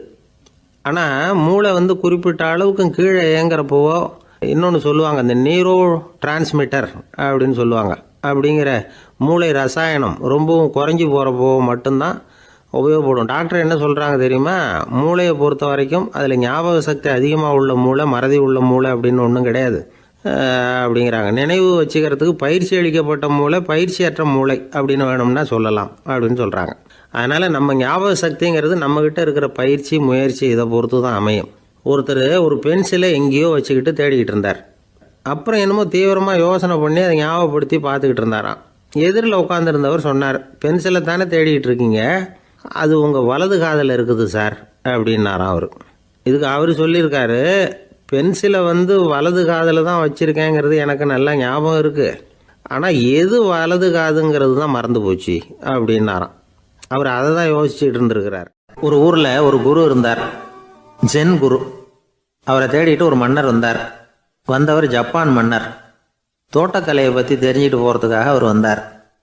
எப்படி தோட்டம் அமைக்கிறது அப்படிங்கிறத பற்றி அந்த குரு விவரமாக சொல்லி கொடுத்தாரு. 1 நாள் 2 நாள் இல்லை, 3 வருஷம் கற்றுக் கொடுத்தார். அதுக்கப்புறம் சொன்னார், நான் கற்றுக் கொடுத்துட்டேன், இனிமேல் நீங்கள் போகலாம், போய் தோட்டம் அமைக்கலாம், அதுதான் உங்களுக்கு பரிசை. தோட்டம் அமைச்ச பிறகு சொல்லி அனுப்புங்க, நான் பார்க்குறேன். நீங்கள் இங்கே என்னவெல்லாம் கற்றுக்கிட்டீங்களோ அதையெல்லாம் அங்கே செயல்முறையில் செஞ்சு காட்டுங்க அப்படின்னு சொல்லி அனுப்பி வச்சார். மன்னர் போனார். அரண்மனைக்கு பக்கத்திலே ஒரு பெரிய தோட்டத்தை உண்டு பண்ணினார். அழகான மரங்களையும் செடிகளையும் உருவாக்கினார். கிட்டத்தட்ட 1000 தோட்டக்காரர்களை பயன்படுத்தி 3 வருஷங்கள் முயற்சி பண்ணி அந்த அழகான தோட்டத்தை உருவாக்கினார். குருக்கிட்ட இருந்து செய்தி வந்தது, நாளைக்கு தோட்டத்தை பார்க்குறேன் அப்படின்னு. மன்னர் உடனே சுறுசுறுப்பாயிட்டார். முதல் நாளே தோட்டத்தை சுத்தப்படுத்தினார். ராத்திரி பூரா யாரும் தூங்கலை. எல்லாருக்கும் தோட்டத்தை ஒழுங்குபடுத்துகிற வேலை. அது அந்தந்த இடத்துல ஒழுங்காக இருக்குதா அப்படின்னு சரி பார்த்தாங்க. ஒரு தவறும் இல்லாத வகையில் அதை ஒழுங்குபடுத்தினாங்க. மறுநாள் குரு வந்தார், தோட்டத்தை பார்த்தார். அவருக்கு கோபம் வந்துட்டுது. மன்னருக்கு ஆச்சரியம், எப்பவும் சிரிச்சுக்கிட்டே இருக்கிறவர் இப்போ எப்படி இருக்கிறாரே அப்படின்னு. மெதுவாக குருக்கிட்ட போய் எல்லாம் சரியாக தானே இருக்குது அப்படின்னார். எல்லாம் சரிதான், ஆனாலும் எங்கே அந்த பொன்னிற காற்று அப்படின்னார். உதிர்ந்த இலைகள், பொன் மஞ்சள் நிற இலைகள் காற்றில் அப்படி புரண்டு ஓடுவதை நான் பார்க்க முடியவில்லையே அப்படின்னாராம். அது இல்லாமல் இந்த தோட்டம் உயிரோட்டம் உள்ளதாக இருக்காது, இதில் பாடல் இல்லை, ஆடல் இல்லை, அதெல்லாம் இல்லாமல் இந்த தோட்டம் ரொம்பவும் செயற்கையாக தெரியுதுன்னாராம். மன்னர் இப்போ தான் யோசனை பண்ணார். கீழே கிடந்த காஞ்சி போன இலைகள் மட்டும் இல்லை, மரத்தில் இருந்த காஞ்சி போன இலைகளையும் அப்புறப்படுத்தி சுத்தமாக வச்சிருக்கிறார். இறப்பும் வாழ்க்கையினுடைய ஒரு பகுதி தான். மரணம்ங்கிறது வாழ்க்கைக்கு எதிரானது அல்ல, அதை நிரப்பும் ஒரு பகுதி தான் அது. மரணம் இல்லையில் வாழ்க்கையே இல்லை அப்படிங்கிறது பெரியவங்க கருத்து. இப்போ அந்த தோட்டம் அழகாக தான் இருக்குது, இருந்தாலும் அது ஒரு ஓவியம் மாதிரி உயிர் இல்லாமல் இருக்கு. குரு ஒரு வாளியை கையில் எடுத்துக்கிட்டார். தோட்டத்தை விட்டு வெளியில் போனார். ஏற்கனவே வீசி எறிந்த அந்த சருகுகளை எல்லாம் அள்ளி கொண்டுகிட்டு வந்தார். உள்ள எல்லா இடங்கள்லையும் அதை வீசினார். உடனே காற்று அந்த காய்ந்த சருகுகளையும் பழுத்த இலைகளையும் அசைக்க ஆரம்பிச்சுட்டுது. இப்போ அங்கே சலசல சத்தம், சங்கீதம், இலைகளின் நடனம், ஓவியம் மாதிரி இருந்த அந்த தோட்டத்துக்கு இப்போ உயிர் வந்துட்டுது. இதுதான் அந்த பொன்னான காற்று அப்படின்னாராம் குரு. மன்னருக்கு புரிஞ்சுது. மிகப்பெரிய ஜென் கேள்வி ஒன்று உண்டு. உம்மான் அப்படிங்கிற ஒரு பெரிய குருவை பார்த்து துறவி ஒருத்தர் கேட்டாராம், இலைகள் எல்லாம் கீழே விழுந்து மரங்கள் மொட்டையாக இருக்கும் பொழுது என்ன நடக்கும்? இதுதான் கேள்வி. இதுக்கு உம்மான் சொன்ன பதில் பொன்னான காற்று, தி கோல்டன் விண்ட் அப்படின்னாராம். இதுக்கு என்ன விளக்கம்னா, உன்னுடைய எண்ணங்கள் எல்லாம் உன்னுடைய மனசிலிருந்து கீழே விழுந்து உனது உள்ளுணர்வானது மொட்டையாக நிற்கும் நிலைதான் அது. உனது வேர்களின் அருகில் காற்று வீசுகிறது. எல்லா எண்ணங்களும் உன்னிலிருந்து வெகு தூரத்துக்கு புரண்டு கொண்டே சென்று விடுகிறது. நீ அவற்றை கடந்து விட்டால் நீ அவைகளுக்கெல்லாம் மேலெழுந்து கீழே பார்ப்பவனைப் போல நிற்க ஆரம்பித்து விடுவாய். அதுதான் தியானம் என்பது அப்படின்னு சொல்றாங்க. தியானம்ங்கிறது எண்ணத்துக்கு எதிரானதில்லை. தியானம்ங்கிறது எண்ணங்களை கடந்து செல்வது தான். அதுக்கப்புறம் நாம் பொன்னிற காற்றில் ஆட ஆரம்பிச்சிருவோம். இதுதான் பெரியவர்கள் சொல்றது. என்கிட்ட ஒருத்தர் தோட்டம் அமைக்கணும்னு யோசனை கேட்டு வந்தார். எல்லாம் சொல்லி கொடுத்தேன். செடிகள்லாம் செழிப்பாக வளரணும்னா வேர் காயாமல் பார்த்துக்குங்க, தினமும் தண்ணி விடுங்க அப்படின்னு சொல்லி அனுப்பி வச்சேன். ஒரு மாதம் கழிச்சு அவர் தோட்டத்தை பார்க்கறதுக்காக போனேன். போய் பார்த்தா எல்லா செடியும் வாடி கிடக்குது. என்னங்க இப்படி பண்ணிவிட்டீங்கன்னு. நீங்கள் சொன்னபடி தான் செஞ்சேன்னார். என்ன செஞ்சீங்கன்னு கேட்டேன். வேர் காயாமல் பார்த்துக்க சொன்னீங்க, தினமும் ஒரு தடவை எல்லா செடியையும் ஒவ்வொன்றா பிடுங்கி பார்த்து வேர் காயாமல் இருக்கா அப்படின்னு பார்த்துட்டு அதுக்கப்புறம் தண்ணி பாய்ச்சனே, அவ்வளவுதான் அப்படின்னார். அந்த ஆளை கண்டா ஏன் இப்படி முகத்தை திருப்பிக்கிட்டு வர்றீங்க அப்படின்னு கேட்டார் ஒருத்தர் நண்பர்கிட்ட. எலெக்ஷனில் அவன் எதிர்த்து நின்னவன் சார், என்ன அவங்ககிட்ட நமக்கு என்ன பேச்சுவார்த்தை அப்படின்னாராம் ரொம்ப கோபமாக இவர். சரி, அந்த ஆள் யாருன்னு கேட்டேன். என் கூட பிறந்த தம்பி தான் சார் அப்படின்னார் அந்த கோபம் குறையாமல். அதாவது நம்ம ஊர் நிலவரம் இப்படி. அதாவது அண்ணனும் தம்பியும் எதிர்த்து நிற்பாங்க தேர்தலில், ஒருத்தர் கண்டா பேசிக்கிறது இல்லை. ஆனால் இங்கிலாந்தில் எப்படி தெரியுமா, அங்கே ஒரே மேடையில் போட்டி போடுற 2 வேட்பாளர்களும் பேசுவாங்களாம், பட்டிமன்றம் மாதிரி. ஒருத்தர் முதல்ல எழுந்திருப்பார், நான் இந்த தேர்தலில் வெற்றி பெற்றால் என்னென்ன செய்வேன் அப்படின்னு சொல்லிவிட்டு உட்காருவார். அதுக்கப்புறம் அடுத்தவர் எழுந்திருப்பார், அவர் சொல்லுவார், நான் வெற்றி பெற்றால் இந்த மக்களுக்கு என்னென்ன செய்வேன், இந்த நாட்டுக்கு என்னென்ன செய்வேன் அப்படிங்கிறத சொல்லிவிட்டு உட்காருவார். 2 பேரும் ஒரே மேடையில் பேசுவாங்க. மக்கள் 2 பேர் பேச்சையும் கேட்டுக்கிட்டு ஒரு முடிவுக்கு வருவாங்க. இதுதான் அங்கே உள்ள பழக்கம். இங்கே அப்படி இல்லை. இங்கே ஒருத்தர் பார்த்தாவே முகத்தை திருப்பிக்கிறது. ஒரு தடவை இது மாதிரி ஒரு கூட்டம் நடந்துகிட்டு இருக்கு அங்கே வெளிநாட்டில் தான். நேரத்துக்கு சரியாக ஒரு வேட்பாளர் சேரலை. இது இங்கிலாந்தில் நடந்த நிகழ்ச்சி. அப்புறம் என்னாச்சுன்னா, ஒருத்தர் வந்துட்டாரு, இன்னொருத்தர் சேரலை. அப்புறம் உடனே அந்த ஒருத்தர் வந்தவர் பேச ஆரம்பிச்சிட்டார். அதாவது அந்த இன்னொருத்தர் சார்பாகவே பேசிட்டாராம். அதாவது அவர் வரல, நான் அவர் சார்பாக நான் பேசிடுறேன். அதாவது அவர் ஜெயிச்சுட்டா அவர் என்னென்ன செய்வார் இந்த நாட்டுக்கு அப்படின்னு சொல்லி அவர் பக்கத்தில் உள்ள நியாயத்தை எடுத்து இவரே சொல்லிட்டாராம். இப்படிலாம் அங்கே நடந்துதான். இது எப்பேற்பட்ட தேர்தல் பண்பாடு பாருங்க. அதனால இன்னொரு விஷயம், இப்போ இங்கிலாந்துலாம் ஓட்டு கேட்குறப்ப வெற்றியா தோல்வியாங்கிறத ஓரளவுக்கு யூகிச்சுடலாமா. இப்போ ஒரு வேட்பாளர் ஒரு வீட்டுக்கு முன்னாடி போய் நின்று எனக்கு ஓட்டு போடுங்கன்னு கேட்குறாருன்னு வச்சுங்களேன், அதுக்கு என்ன பார்த்து செய்கிறோம், போயிட்டு வாங்க அப்படின்னு சில வீடுகளில் வாசலில் நின்னே சொல்லி அனுப்பிச்சிருவாங்களாம். வேற சில வீடுகளில் எப்படின்னா, வேட்பாளரை வீட்டுக்குள்ளே கூப்பிட்டு காபி சாப்பிட சொல்லி உபசரித்து அதுக்கப்புறம் அனுப்பி வைக்கிறது வழக்கமா. இதில் எந்த வீட்டு ஓட்டு நிச்சயம் தெரியுமா? வாசலில் நின்னே வழி அனுப்பி வச்சுடுறாங்க பாருங்க, அவங்க ஓட்டு நிச்சயம். உள்ளே கூப்பிட்டு காப்பி கொடுத்து அனுப்புகிறாங்க பாருங்க, அவங்க ஓட்டு நிச்சயம் இல்லையா. சரி, அப்புறம் ஏன் அந்த உபசரிப்பு அப்படின்னு கேட்டால் அதுக்கு ஒரு காரணத்தை சொல்கிறாங்க. அதாவது அது ஒரு அனுதாபத்தை தெரிவிக்கிற முறையா. ஐயோ பாவம், நாம் இவருக்கு ஓட்டு தான் போட போகிறதில்ல, எதையாவது செய்வோம், காப்பியாவது சாப்பிட்டு போட்டோம் அப்படிங்கிற எண்ணமா. இப்படி அந்த ஊர் பழக்கம். ஆக அந்த ஊரில் நிறைய காப்பி சாப்பிடணும்னு ஒருத்தர் ஆசைப்பட்டால் தேர்தலில் தோற்று போகிறதுக்கு தயாராக இருக்கணும். ஒரு சமயம் ஒரு ஊரில் தேர்தல் நடந்துதான். ஒரு தொகுதியில் நின்று தோற்று போன ஒருத்தர் கையில் ஒரு துப்பாக்கியோட ஊருக்குள்ளே சுற்றிக்கிட்டு இருந்தாராம். ஒரு போலீஸ்காரர் அவரை பார்த்துட்டு சந்தேகப்பட்டிருக்கார். அதனால் அவரை தடுத்து நிறுத்தி, என்ன இது துப்பாக்கியோட சுற்றுறீங்களேன்னு விசாரிச்சிருக்கார். இதுக்கு அவர் சொன்னாராம், சார், இந்த தொகுதியில் மொத்தம் 1,00,000 வாக்காளர்கள், அதில் எனக்கு 10,000 பேர் மட்டும்தான் எனக்கு ஓட்டு போட்டிருக்கிறாங்க. அப்படின்னா எனக்கு வேண்டாதவங்க இந்த தொகுதியில் 90,000 பேர் இருக்கிறாங்கன்னு அர்த்தம். இப்படி ஒரு சூழ்நிலையில் நான் என்னுடைய பாதுகாப்புக்கு ஆயுதம் இல்லாமல் நடமாடலாமா அப்படின்னு கேட்டாராம். எவ்வளவு எச்சரிக்கை பாருங்க. நம்ம ஊரில் சில பேர் ஓட்டு கேட்குற விதமே தனி. ஒருத்தர் ரொம்ப சாமர்த்தியமாக ஓட்டு கேட்பாராம். அவர் எப்படின்னா, ஒரு வீட்டுக்கு போகிறாருன்னு வச்சுங்களேன், அந்த நேரம் அந்த வீட்டுக்காரரு என்ன செஞ்சுக்கிட்டு இருக்கிறாரோ அதே வேலையை இவரும் கொஞ்ச நேரம் செய்வாராம், அவருக்கு ஒத்தாசையா. அதுக்கப்புறம் மெதுவாக பேச்சு கொடுப்பார், ஓட்டு கேட்பார், இது மாதிரி எலெக்ஷனில் நிற்கிறேன் கவனிக்கணும்னு. அது மாதிரி ஒரு தடவை அவர் போனப்போ அங்கே அவர் என்ன பண்ணிட்டு இருக்காரு, வீட்டுக்கு